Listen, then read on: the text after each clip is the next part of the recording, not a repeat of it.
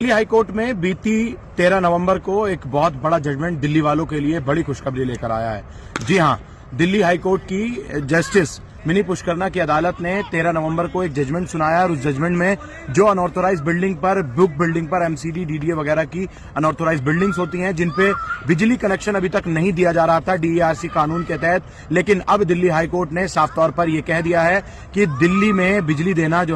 बिजली जो है वो लोगों का मौलिक अधिकार है और बिजली उनको दी जानी चाहिए। लिहाजा डिस्कॉम की जितनी भी कंपनी है, चाहे उसमें टाटा पावर हो, एनडीपीएल हो, बीएसईएस हो, उन सभी को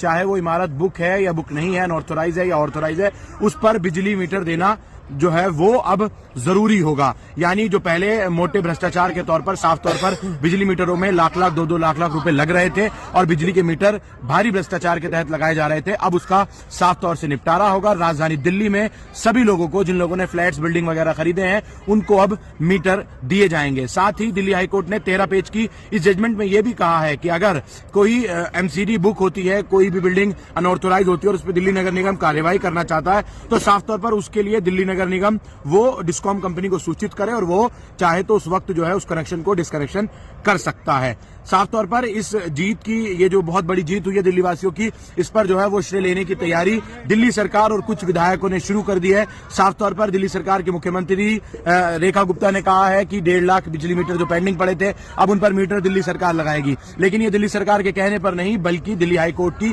जजमेंट पर है, जो कि 2023 से एक केस लगातार पेंडिंग चल रहा था। तो अब साफ तौर पर जिन इमारतों को बिजली के मीटर नहीं मिले थे, ये उनके लिए बड़ी खुशखबरी है। अब सभी दिल्ली वासियों को बिजली मीटर मुनासिब दाम में ही मुहैया कराए जाएंगे। देखते रहिए द वेयर पॉइंट न्यूज।